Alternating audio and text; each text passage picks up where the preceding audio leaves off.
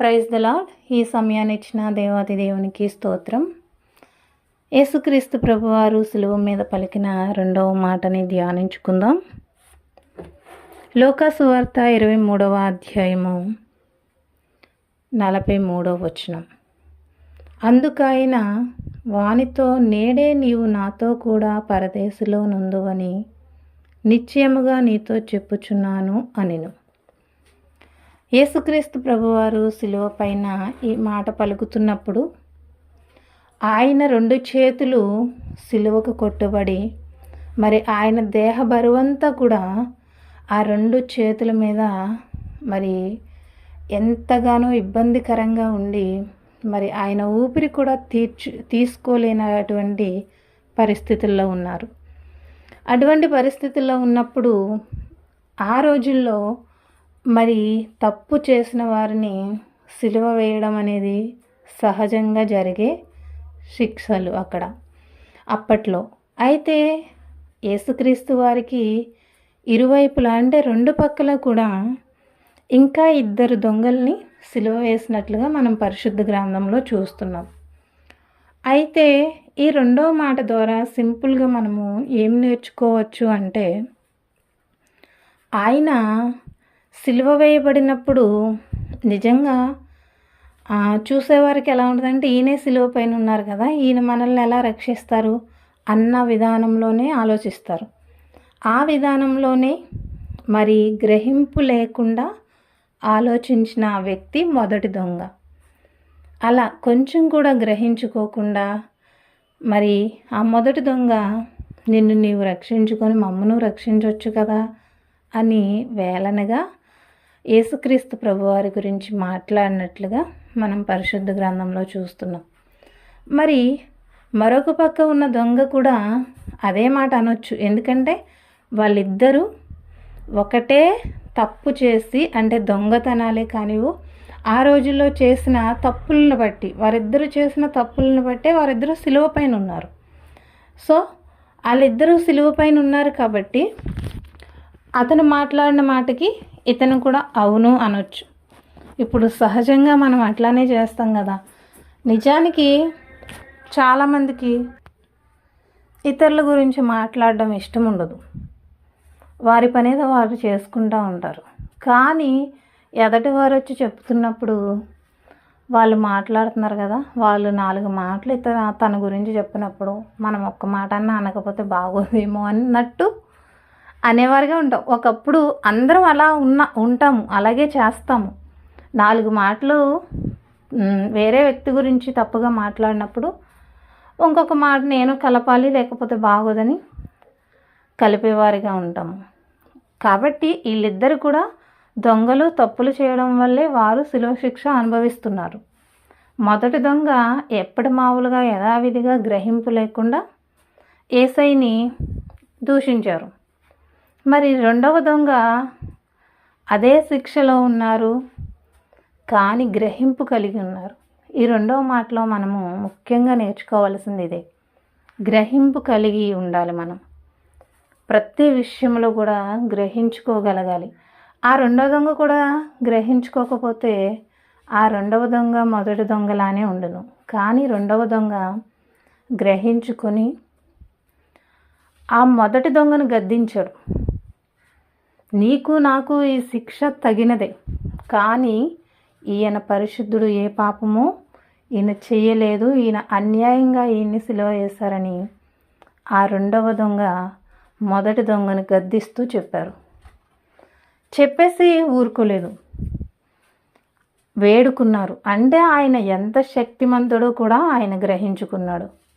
నీ రాజ్యంలో నన్ను జ్ఞాపకం చేసుకోమని ఆ రెండవ దొంగ యేసుక్రీస్తు ప్రభువారిని అడిగినప్పుడు ఆయన ఎంత శక్తిమంతుడంటే ఒక్క క్షణం కూడా ఆలోచించకుండా వెంటనే నీవు నాతో కూడా పరదేశంలో నుండు అని చెప్పారు. ఇక్కడ మనకి ఆ రెండవ దొంగ గ్రహింపు ఆయనకి ఎంత మంచి స్థానాన్ని ఇచ్చింది. అటువంటి స్థానాన్ని మనము పొందుకునేవారిగా ఉండాలి.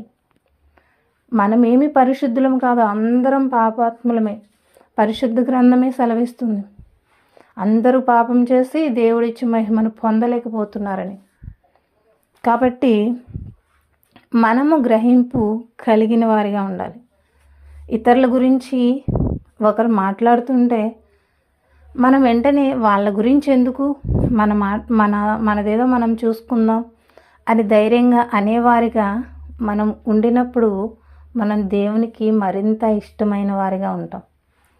అలాగే ఒకవేళ అలా అనలేక యేసయ్య అలా అనడానికి నాకు తోడుగా ఉండమని మనం దేవునికి ప్రార్థన చేసినప్పుడు ఆయన మనకు తోడుగా ఉండి అటువంటి పరిస్థితులు మన మధ్యకు తీసుకురారు.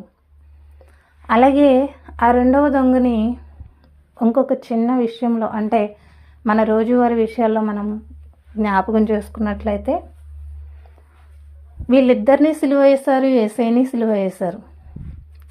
యేసయ్యని సిలువ అయితే వీళ్ళిద్దరు నార్మల్గా వేశారేమో, కానీ యేసయ్యని కొరడాలతో కొడుతూ ముళ్ళ కిరీటం పెట్టి బల్లెంతో పొడుస్తూ మరి ఆయన్ని ఆ వీధులంటి సిలువను మోయించి ఆయన్ని అంత హింస పెట్టారు. అవన్నీ ఈ దొంగలకు తెలుసు కదా.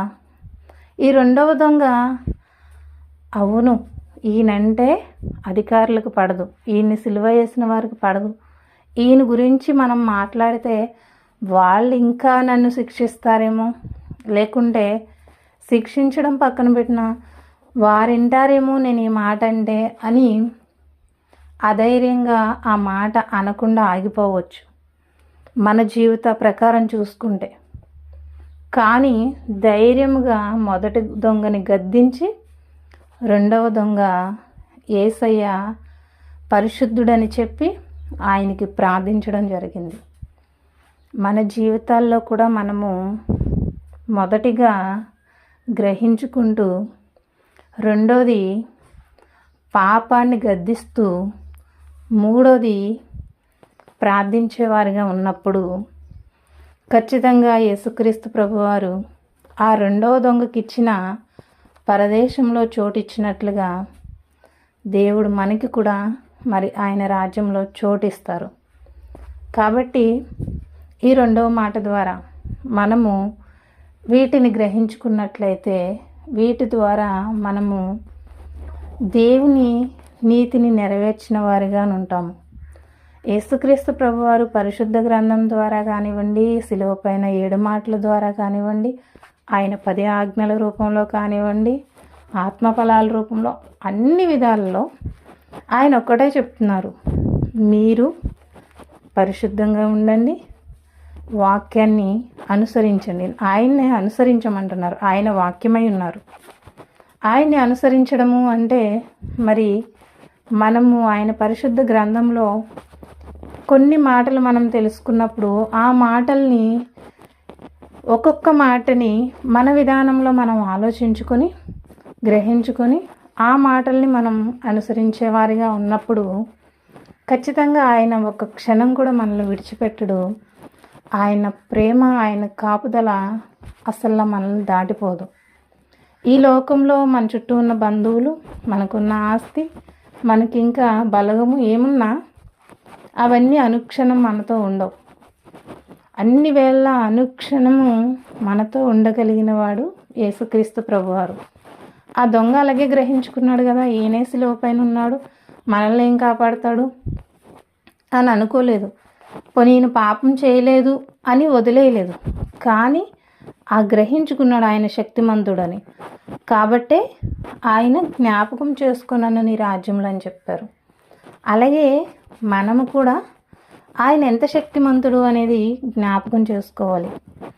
మన చుట్టూ ఉన్న బలగాన్ని బట్టి ఆయన శక్తిని మనం చూడలేకపోతున్నామేమో, మనకున్న ఆస్తిని బట్టి ఆయన శక్తిని మనం చూడలేకపోతున్నామేమో, మనకున్న డిగ్రీలు, చదువులు, ఉద్యోగాలు, ఇంకా ఈ లోకంలో ఉన్న వాటిని బట్టి ఆయన్ని చూడలేకపోతున్నామేమో.